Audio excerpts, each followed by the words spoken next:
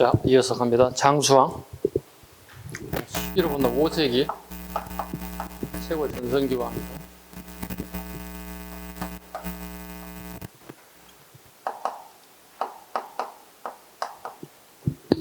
책에 나오지 않지만 애교의 달인 정도? 특히 등거리 애교가 되게 뛰어났다.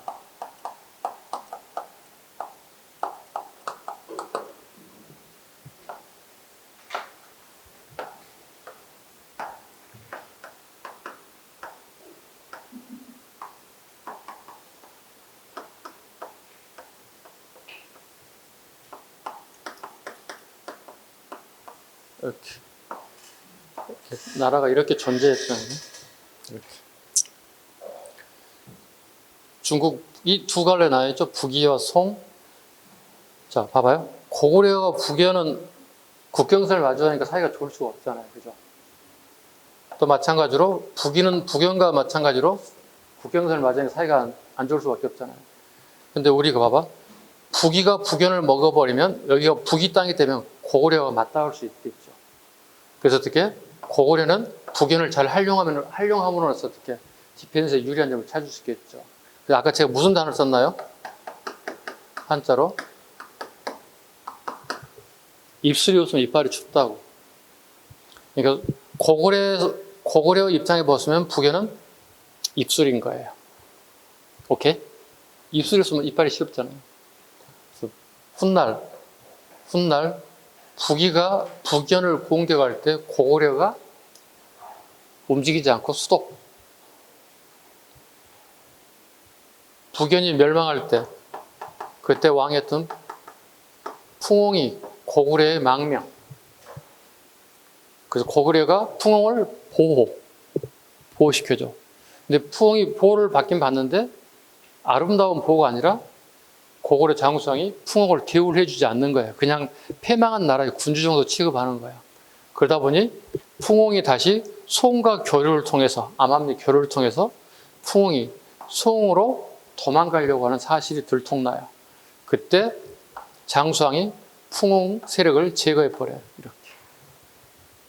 그러니까 어떻게 보면 장수왕은 강과 원을 되게 적절하게 잘 이용했던 예교 정치 펼쳤던 예교의 요즘 치면 되게 최고의 달인이지 않았을까 이렇게 번역할 수 있습니다. 실제 시험에는 우리 구급공무 시험에는 풍홍에 대한 문제를 거의 출제되지 않을 겁니다. 거의 시험에 나온다면 북이와 송에 대한 얘기를 나올 겁니다. 자, 다시 봐요. 고구려 아버지 강교태 대왕은 다 점령했지만 어딜 점령하지 못했죠? 북이를 점령했나요? 못했나요?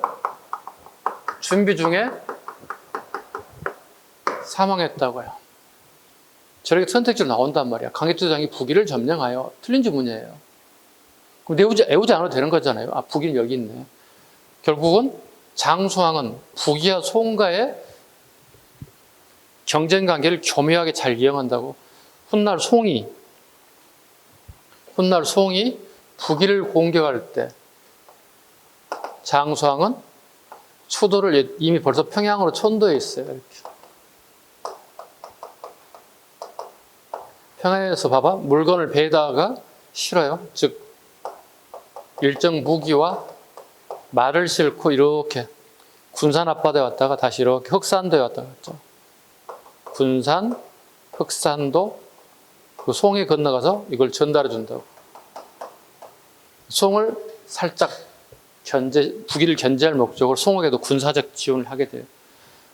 되게 애교적 책략이 뛰어난 군주 중에 하나였다. 그래서 5세기를 최고 장수고 여러 나라와 여러 군주들이 바뀜이 있음에도 불구하고 장수왕은 그들이 계속 한 나라의 군주로서 되게 그 역할을 하게 되었다. 하나씩 보겠습니다. 평양천도. 백제신라는 나주동맹을 고구려에 대항하였다. 평양천도. 어디서 천도한 거죠? 여기 국내성에서 이렇게 평양으로 천도했다. 국내성에서 평양으로 천도하게 되었다. 두 번째, 백제 계로왕은 북위에 보낸 국서 문제로 장수왕의 침략을 받고 성 밖으로 도망치다. 아차산성에서 전사했다. 아차산성은 오늘날의 서울입니다. 예. 아차산에 성을 쌓았다는 얘기죠. 오늘날의 서울에 있는 강진구입니다.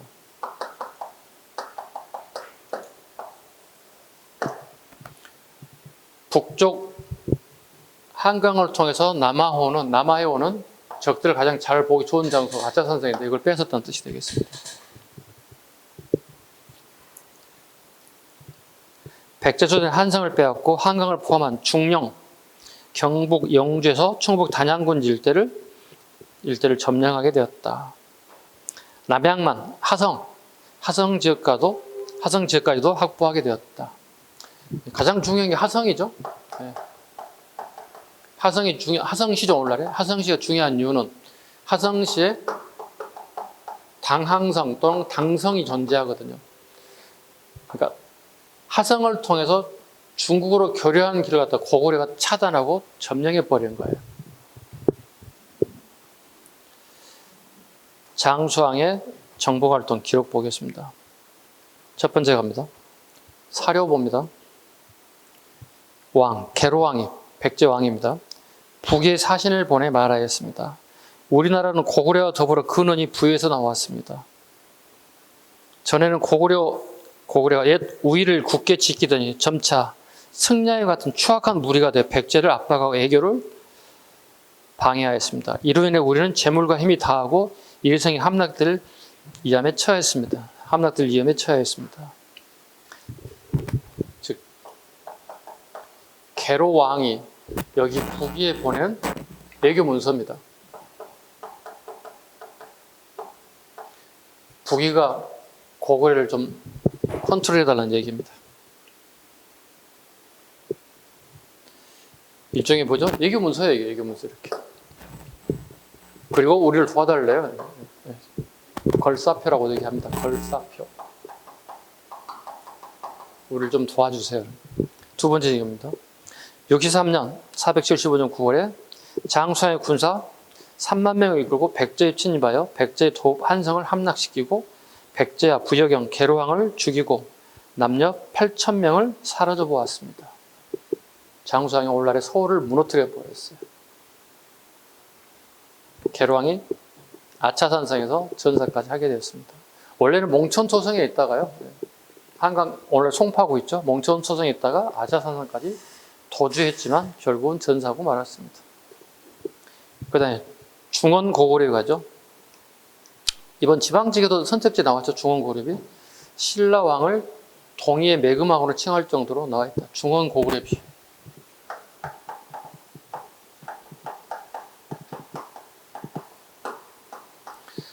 요즘에는 충주고구려라고 부릅니다. 중원은 통일신라시대 중원경에서 따오는 단어였고요. 지금은 명칭이 충주로 부르기 때문에 통상 우리 국정교과서에 충주고구려를 부릅니다. 같은 지명입니다. 옛 지명과 현 지명입니다. 충주고구려비 장수왕이 남하에 대한 기록입니다. 장수왕의 남하에 대한 기록. 아까 잠깐 언급드렸죠. 강혜수장비도 아버지 이것도 마찬가지 장수왕의 기록을 남겼다고. 전부 다 세운 사람은 다 장수왕입니다. 이건 중원지방에 대한 얘기. 오늘 충주 지역을 점령했던 내용들이죠. 점령 기록. 이건 아버지 정복군주에 대한 얘기. 두 개 다 장수왕이 세웠던 거죠. 신라왕을 동의의 매금을 칭했다. 4번 남북조 북야 송해 관계를 교묘히 이용하여 예교 관계를 맺었으며 몽골 지방의 새 예민족이 유행과도 통교했다. 이미 계속 설명하고 있죠. 고구려는 북이와 송해 관계를 적절히 잘 이용했다. 뿐만 아니라 이게 망했던 중간에 망해버리던 북연과 왕이었던 풍운과의 관계까지도 제가 설명을 드렸습니다. 그래서 등거리 예교의 달인이다. 예교의 달인이다. 우리 21세기에 사는 우리 입장에서는 현재 우리나라가 비슷한 처지에 있지 않나요? 중국과 북한과 되게 복잡한 미국과 얽히고 설키고 일본과 얽히고 설키고 아마 우리는 지정학적 이치가 1000년이 지나도 2000년이 지나도 계속 이 모양인 것 같습니다. 계속.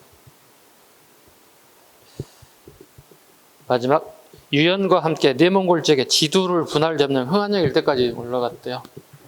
이치가 보면 이렇게 여기가 쭉 이렇게 올라갔대요. 이렇게 북위를 점령하지 않고 이 전체를 다 고구려의 강기 장수왕 시기에 다 점령하게 되었다. 다음 페이지. 좀 어려운 문제가 나온다면 이겁니다. 제1회 북연의 왕 풍홍이 의탁에 오자. 의탁에 온 이유는 뭘까요? 북위가 풍홍을 공격했기 때문에 이때 장수왕은 이걸 묵인했다고요. 장수왕은 북위가 북연을 공격할 때 북의 공격을 묵인해줬다고, 인정해줬다고. 즉 고구려 움직이지 않는 조건으로. 그렇지만 마지막에 군사가 개입돼요. 고구려 군이 개입. 풍홍을 살려서 고구려 땅에 살게 합니다. 고구려 땅에 살게끔 만들었습니다. 그러나 풍홍이 장수왕이 이와 같은 행위에 대해서 반발해서 송의 요청을 통해서 도주하려고 하죠. 도주하려고 하자 장수왕은 풍홍을 죽여버리는, 그러니까 풍홍을 죽이는 사건들이 발생합니다. 이해가셨죠? 이 사이에 도망가려고 할 때 송해 장군이 고구려 장군의 목을 베죠. 되게 큰 사건이 발생됐죠. 이때 장수왕은 송해 장군을 다시 처벌한 게 아니라 송나라 왕에게 예교 문서를 통해서 처리하게끔 요구하죠. 그래서 송해 장수가 옥살이 하는 걸로 마무리 짓죠. 그러니까 굳이 송과 전쟁할 이유가 없다는 얘기입니다. 송과 전쟁하게 되면 누가 좋아할 거예요? 북위가 되게 좋아했지. 그러니까 송에게 우리 장수가 희생됐으니 너희들이 와서 처벌을 해달라, 처리해달라. 송해 장수도 그 뜻을 알고 장수를 옥에 가두는 선에서 마무리를 했다는 뜻이에요. 그리고 외교 관계는 계속적으로 가지고 가야 되는 거예요. 왜? 중간에 북위가 있어. 그렇잖아. 북위는 우리나라를 공격하지 못하게 만들면 어떻게 우리 송과의 관계를 돈독해야 돼. 그래 남쪽의 송과의 북위를 견제할 수 있는 거죠. 그러니까 장수왕 외교관이 되게 잘하고 있는 부분을 보이고 있는 거예요. 우리나라 장수를 하나 잃고 성질나고 억울하고 화가 나지만 장수 하나를 잃고 나라의 존망을 유지하는 게 훨씬 더 좋을 거라 생각했다는 거죠. 그래서 외교 관계에서 되게 뛰어난 부분을 보이고 있습니다. 그래서 북연의 풍홍 같은 문제가 나온다면 되게 어려운 문제가 될 건데 지문에는 나오지만 아마 선택지 나온 적은 없지만 안 나올 거라고 봅니다.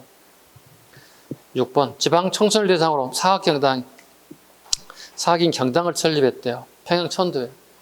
시험은 별 의미도 없는 이런 게 시험에 잘 나온다고요. 평양 천도 이후에 경당을 설치했대요. 청소년을 대상으로 경당을 설치했대요. 무예와 학문, 즉 문무를 교육시켰다는 겁니다. 즉 신라의 하랑도와 유사합니다. 신라의 하랑도 제도와 유사하다. 문무를 교육시켰다.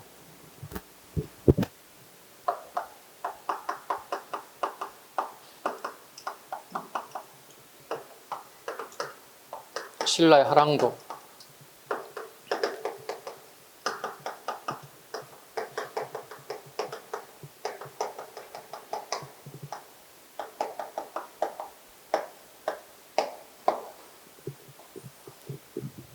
묶으시면 돼요.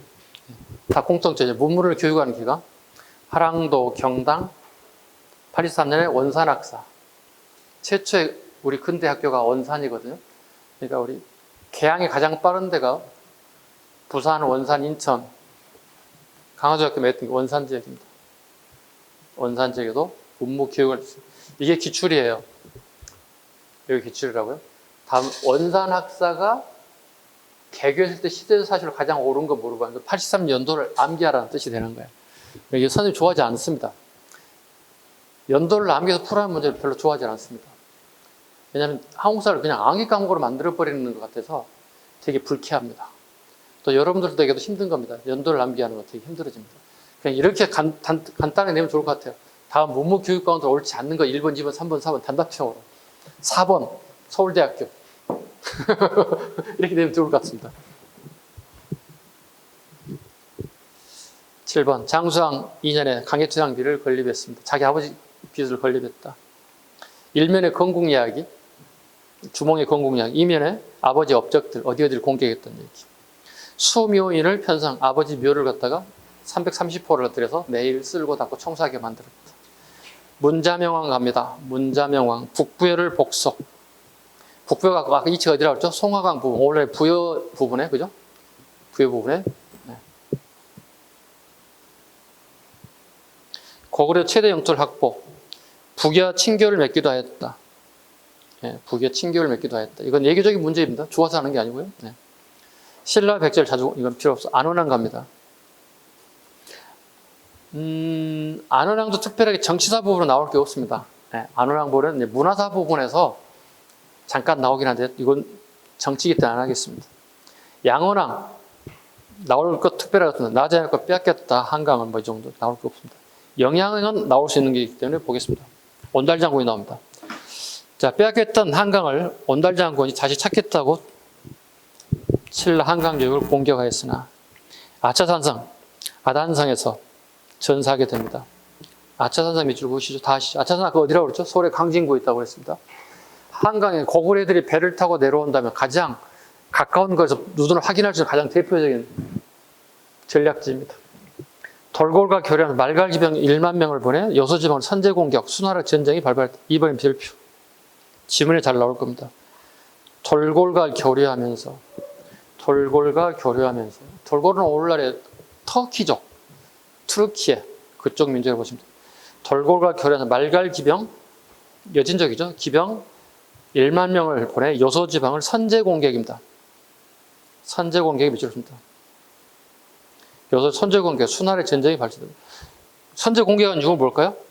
수나라의 전략이 어느 정도 봐요. 수나라가 통일했거든요. 수나라 통일했는데 어느 정도 전략이 한번 찔러보는 거야. 선제 공격했다. 그랬더니 이제 큰 사건이 터졌습니다. 살수도적 하겠습니다. 수 문제는 건국자입니다. 1차 공격, 돌고래 내부를 이용하여 왕권을 강화하고 고구려의 복속을 요구, 영양은 여수지방을 선제 공격. 수 문제는 30만 대군을 동원하여 침공. 고구려군은 요하에서 막아냈습니다. 그런데 수 문제가 1차 결국은 실패했다는 얘기가 되는 거잖아요. 수 문제가 실패했어요.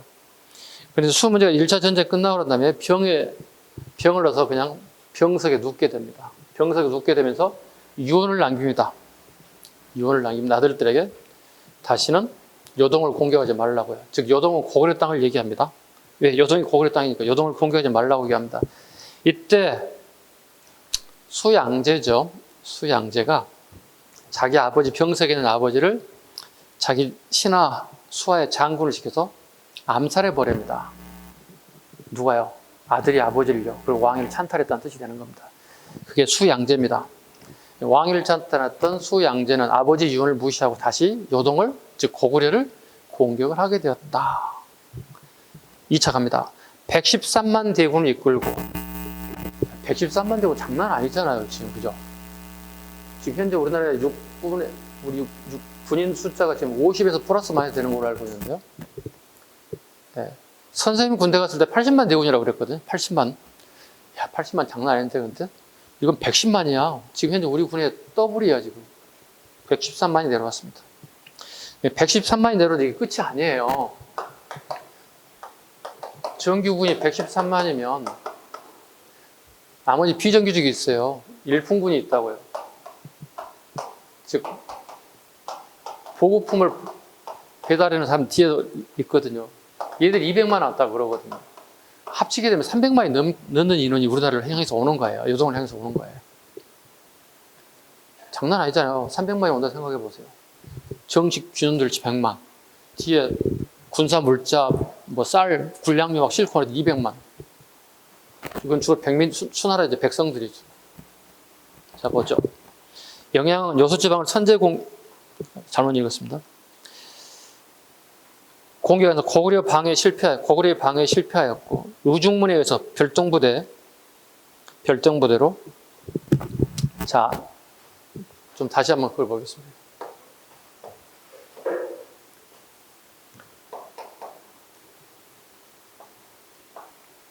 여기가 요동이 있는데요. 요동성입니다. 요동성이 특이하게 평지에 있는 성이에요. 우리는 보통 산성에서 디펜스 유리하기 때문에 장기전을 펼치는 게 일상이거든요. 그런데 요동성은 평성입니다.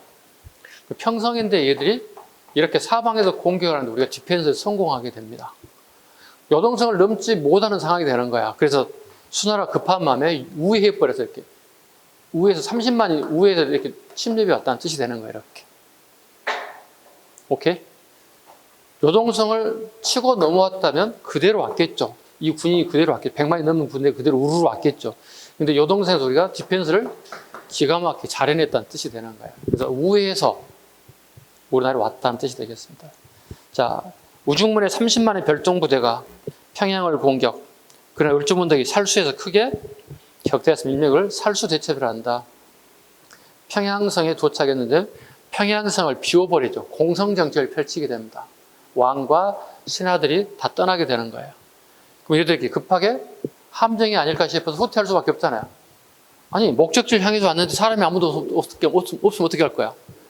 당연히 의심하잖아. 이거 뭐지? 우리 작전이 노출됐나? 혹시 우리가 궁지에 빠지게 됐나? 함정에 빠지지 않았나? 그때 누가 기다리고 있어요? 살수의 을지문덕 아저씨가 기다리고 있다고. Come on. 재밌는 것은 우리는 보통 산 위에 올라가서 산 위에서 장기전하는 일종의 청야전투라는 게 우리가 가장 기본이에요. 이게 산이라면 우리 이 지역에 있는 주민들 다 위로 올려보낸다고 이렇게. 먹거리, 이불, 보따리 다 하다못해 솥단지 다 자기 집에 있는 소, 돼지, 말, 새끼들 다 끌고 올라간다고. 그리고 들판을 다 깨끗이 청소한다고. 이걸 청야전투라 불러요. 청야전투라 불러요. 들판을 깨끗이 청소하고 자기 입고 있던 옷들, 먹거리 싹 다 가지고 올라가서 장기전을 펼친다고. 그리고 들판을 깨끗이 불로 태워서 얘들이 와서 먹을 거리를 다 없애버리는 거예요. 이게 청야전투예요. 우리 역사에 처음으로 청야전투가 등장한 것은 이만조선식이 처음 등장했다는 기록이 나옵니다. 그러고 난 다음 우리나라는 조선시대까지 계속 청야전투야. 외부의 군대가 침입이 오면 무조건 청야전투예요. 청야전투 유리한 점은 장기전도 끌고 갈 수 있어요. 얘들은 집 떠나서 1년, 2년 오게 되면 어떻게 개고생이에요. 그러니까 우리 물 바꿔먹는 게 되게 어렵잖아요. 물 잘못 먹으면 어떻게 우리가 배탈 나거든요. 지금이 우리가 뭐 생수를 언제 사 먹을 수 있으니까 평균화되는 물을 먹이 배탈 날 일이 특별하게 없거든요. 자기 몸이 나쁘지 않은 한은요. 그죠? 되게 이제 전염병이라든가 뭐 질병이라든가 이게 겹치게 되면서 장기전 가게 되면 얘들이 이길 수가 없는 전쟁에 가게 되는 거예요. 그리고 을지문덕이 청야전투를 하지 않아요. 을지문덕이 기다리고 있어요. 평지에서 기다리고 있어요. 왔어? 컴온! 이렇게 해서 전쟁을 통해서. 전쟁의 과정을 설명하지 않겠습니다. 되게 복잡한 내용이 많으니까요. 청야전투를 통해서가 아니라 평지를 통해서 전쟁에서 승리하겠다. 을지문덕이. 어디에서? 청천강에서. 그래서 그 지역, 살수 지역에서 살수대첩이라고 합니다. 그래서 수나라면 살수대첩 꼭 기억하셔야 됩니다. 을지문덕 살수대첩. 4번 갑니다. 신집. 이문진이 6이 100권을 갖다 5권으로 정리했다. 역사책입니다. 되게 쉬운 시험이 되죠. 역사책에 대한 문제가 나오게 되면. 역사서.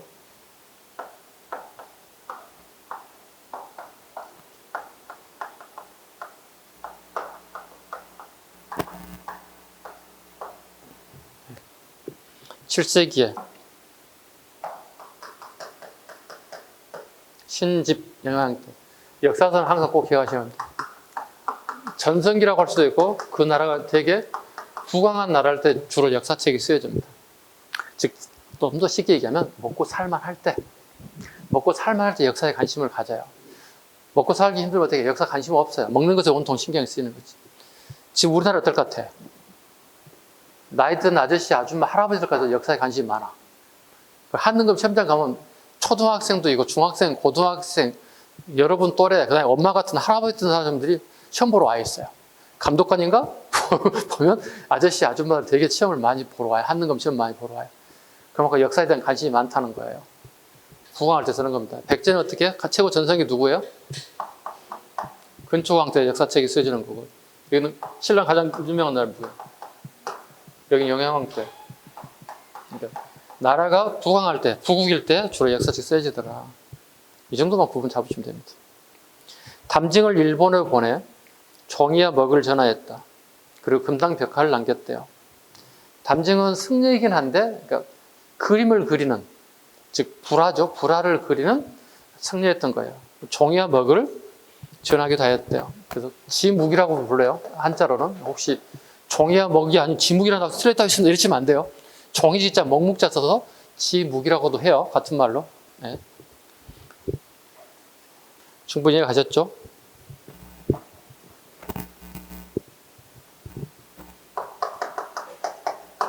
이 정도는 아시죠?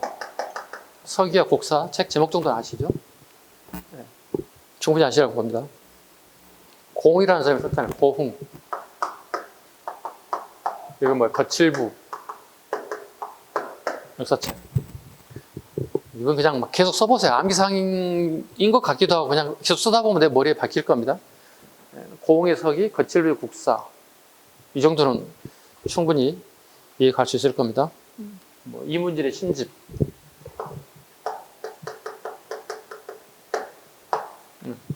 계속 써보시면 됩니다. 뭐 암기사항까지는 아닌 것 같은데. 고흥의 서기, 거칠부의 국사, 이문질의 신집.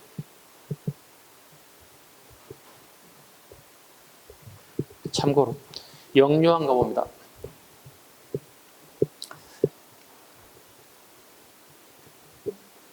영유한 갑니다. 신당정책, 도교가 전례다. 도교 비주로. 예. 당나라의 도교를 우리가 받아들이기 시작했습니다. 우리는 지금까지 불교를 주로 많이 받아들였는데 이제 도교가 새롭게 들어오고 있습니다. 반당정책, 연개소문에 천리장성 축조와 당의 침입을 대비해 연개소문이 무력정변을 일으켰습니다.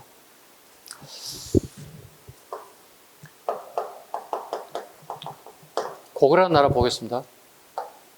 고구려는 오부족 연맹체 국가입니다.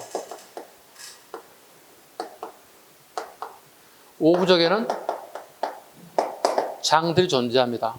연개소문에 아버지가 사망하자, 아버지가 사망하면 그의 아들이 부족 장을 계승하는 게 원칙이었습니다.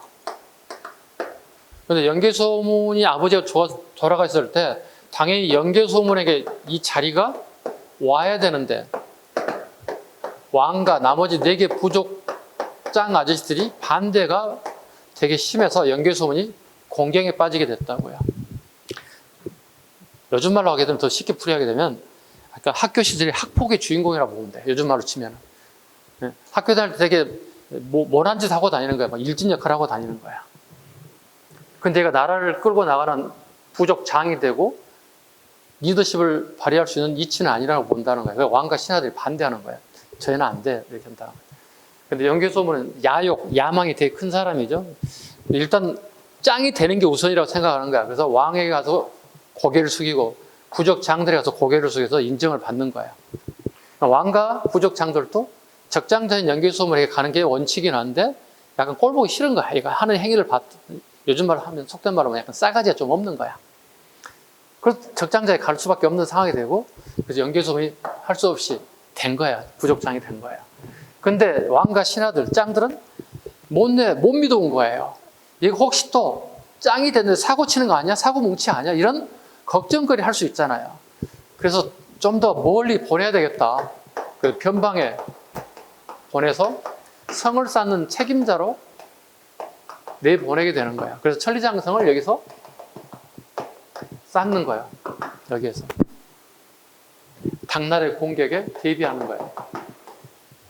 그런데 천리장성이 점차 이제 완성에 가까워지는데 들려오는 정보, 들려오는 소문에 왕과 부족 장들이 연개소문이 꼴보기 싫으니까 어떤 수단과 방법을 가리지 않고 연개소문을 제거하려고 한다는 소문이 팩트인지 허위인지는 모르지만 연개소문 귀에 들어가는 거예요. 그럼 연개소문이 어떻게 해요? 자신의 안위하고 밀접한 관련이 있는 거예요. 야만 큰 사람 입장에서. 그래서 천리장성이 거의 80% 완성됐을 때쯤에서 왕과 부족장들 전부 다 초대하는 거예요. 초빙하는 거예요. 초대해서 어떻게 잔치를 벌이게 되는 거예요. 그리고 잔치 벌이는 장소에 자기 군사들을 매복시켜 놓는 거예요. 그리고 군사 쿠데타를 통해서 왕과 장들을 싹 제거해 버리는 거예요. 이게 일명 연개소문의 쿠데타예요. 우리 책에는 뭐 쿠데타니 뭐 이런 얘기 나오지 않죠. 연개소문의 권력을 잡아가는 과정이에요.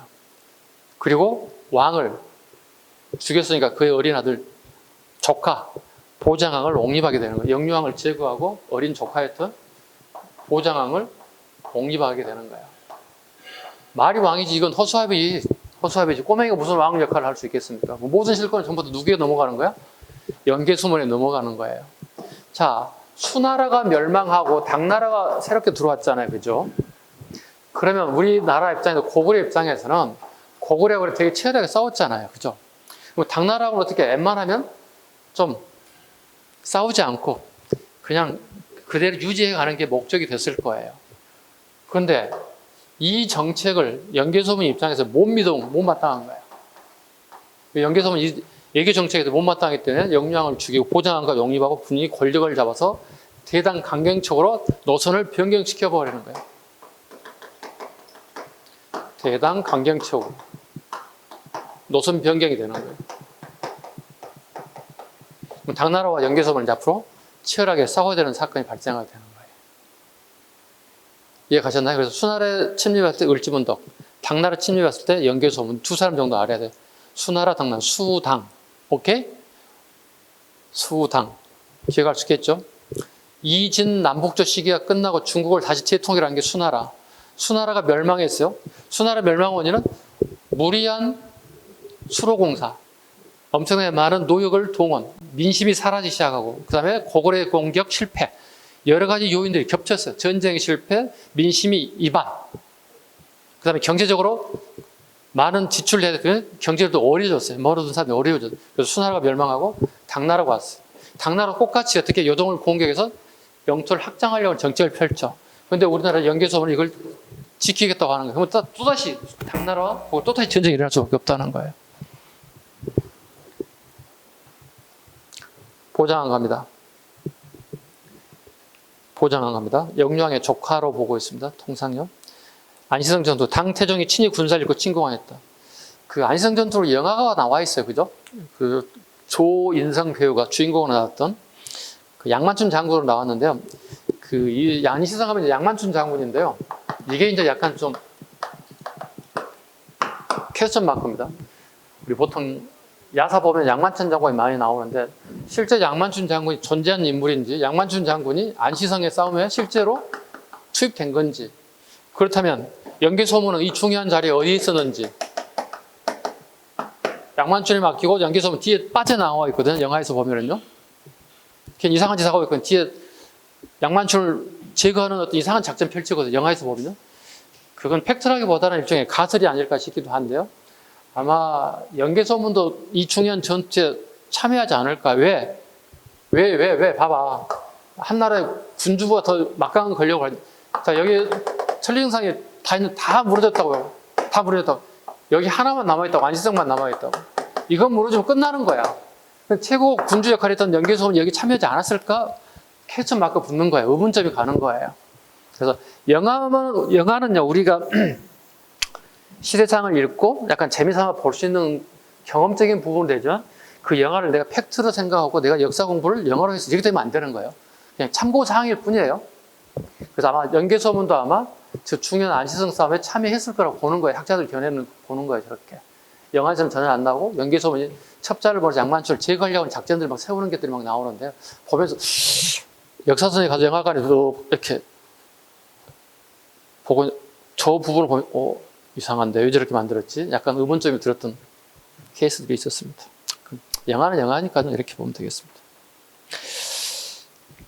그 중요한 건 안시성 전투 645년이죠. 그 645를 외워야 됩니다. 이게 시대를 물어볼 때 항상 나오는 게 사건 쭉 나열하고 선후관계 물어볼 때 안시성 전투가 기준이 잡아줘야 돼. 645년이에요. 오케이? 450. 645년. 즉 7세기 중엽으로 접어드는 시기다. 연도를 꼭 옆에 적어놔. 연도 암기 필요하면 적어놓으세요. 네, 연도 암기가 필요합니다. 시대순을, 사건 나이로 시대순을 물어본 게 대부분 많이 나옵니다. 고구려 멸망 668년.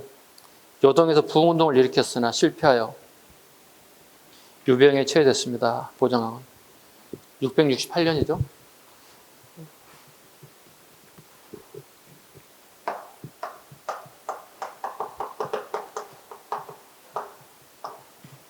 여기 안시성 전투 645년. 백제 멸망 660년. 암기할 게 몇 가지가 있어요. 이렇게.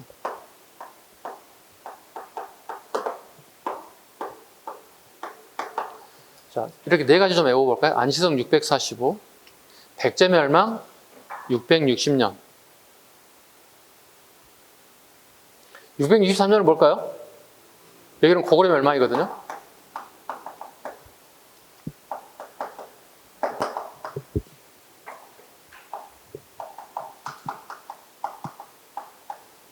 애와 백제가 이렇게 손을 잡았어요. 즉 애 원군이 왔어요. 애 원군이 와서 전투에 참여하게 됩니다. 백제 자기 아버지 뻘 되는 나라를 살리겠다고. 이게 663년입니다.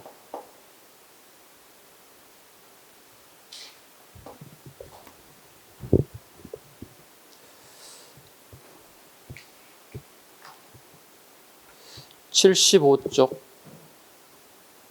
사료를 좀 봐야 할 것 같습니다. 중원 고구려에 대한 사료 하나 보고 마무리하겠습니다. 75쪽에 7번 중원 고구려비.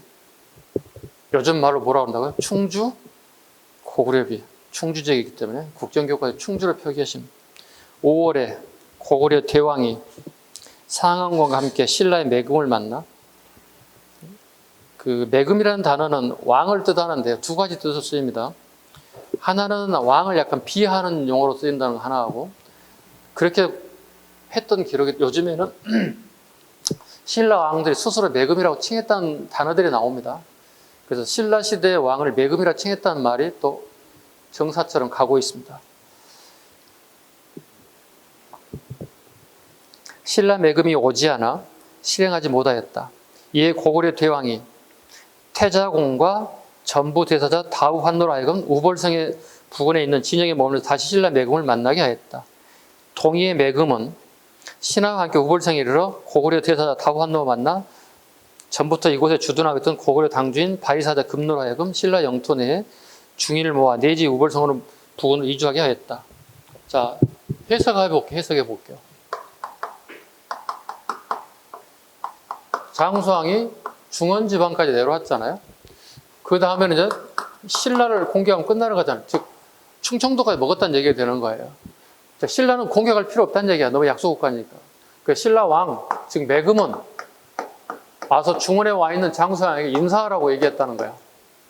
근데 신라 왕이 요즘 말로 쫄아가지고 갈 수가 없다는 거야. 내가 혹시 가면은 목숨 날아가는 거 아니야? 그래서 가지를 안 했다는 거야. 근데 장수왕이 자기 본국으로 일이 있어서 급하게 가야 될 일이 생겼다는 거예요. 그러니 여기 머물고 있는 신하들에게, 중원의 신하들에게 명령을 하고 자기는 본국으로 갔다는 얘기야. 혹시 신라의 매금이 오골랑 이렇게 하라 이렇게 명령하고 갔던 지문이 여기 중원 고구려비에 기록이 남아있다는 거예요. 그리고 여기에 빠져있지만 여기에 중요한 게 하나 있어요. 의복을 하사라는 기록이 남아있습니다. 고구려 왕이 신라 왕에게 의복을 하사라는 의복을, 옷이죠. 옷을 하사라는 내용이 남아있습니다. 뭐죠? 고구려가 위고 신라가 밑에 있다는 걸 보여주고 있어요. 여러분의 저는 청장기 때 초등학교, 중학교, 고등학교 때까지 우리가 돈을 벌기 전까지 부모님이 우리의 옷을 다 사주셨죠. 왜? 내가 경제력이 없으니까, 경제활동하지 않기 때문에 옷을 살 수 있는 능력이 안 되잖아요. 그래서 태어날 때부터 내가 고등학교 졸업할 때까지는 최소한 또 부모의 도움, 또 심하면 대학교 졸업할 때까지도 부모의 도움을 받지 않습니까, 우리가? 그죠? 마찬가지입니다. 상국이 하국이 옷을 하사했다는 얘기는 밑으로 보겠다, 아래로 보겠다는 의미를 보여주고 있어요. 중원 고구려비가 보여주고 있다는 겁니다. 참고로 중원 고구려는 누가 발견했을까요? 학자들이 발견한 게 아닙니다. 충주 지역에, 그러니까 충주에 살지 않는 사람이 충주로 발령난 사람들이 있어요. 뭐 회사가 됐든 공무원이 됐든 간에. 그 사람들이 주말에 모임을 가져요. 그래서 백패가 내밀고 지팡이 하나 들고 다니면서 충주에 분명히 뭔가가 나올 거야. 역사적 가치 있는 물건이 하나 나올 거야. 그래서 주말마다 이 사람들 뜻있는 일을 하자. 만나서 술 먹고 노는 게 아니라. 그래서 계속 답사를 하게 돼요. 충주 지역 주변을. 그러면서 그 사람들이 진짜 어렵게 비석을 하나 발견됐어요. 비석 하나 발견됐는데 되게 막 한자들이 막 써져 있는 거야. 그분들께서 찾는 건 찾았지만 한자 해석 능력은 안 되잖아요. 그 요즘에 쓰는 한자 있고 요즘에 쓰지 않는 한자들이 나오는 거예요. 시대에 따라 한자가 약간 바뀌잖아요. 지금 우리 한글도 시대에 따라 바뀌잖아요. 우리 15세기, 16세기, 17세기, 지금 21세기 한글과 전혀 다르잖아요. 그죠? 전혀 다른 한글을 쓰고 있잖아요. 언어도 달라져요. 언어도 우리가 이해를 못 한다는 거예요. 그때 쓰던 말과 지금 쓰던 말 전혀 다른 언어를 쓴다는 거예요. 그렇게 해서 이제 서울의 대학에 역사학자들이 내려가서 다시 그걸 탁본 뜨고 다시 해석해서 깜짝 놀랄 일 발생돼요. 장수왕. 남아있던 기록이 막 써져 나오는 거예요, 여기가. 그래서 그 지역에 출장 와서 근무했던 일반인들이 발견해서 엄청난 비석을 발견한 업적이 나타나게 된 게 이게 중원 고구려비, 충주 고구려비다. 밑에 보시죠. 강익장 비하고 충주 고구려비. 그림을 편집보다 뼈 쪽에 만들어주면 이렇게 되면 안 돼요. 약간 넓어져야 되는데 약간 그림 구조가 약간 이상하게 되긴 했습니다. 여기까지 하고 식사하고 100개부터 가겠습니다. 마치겠습니다.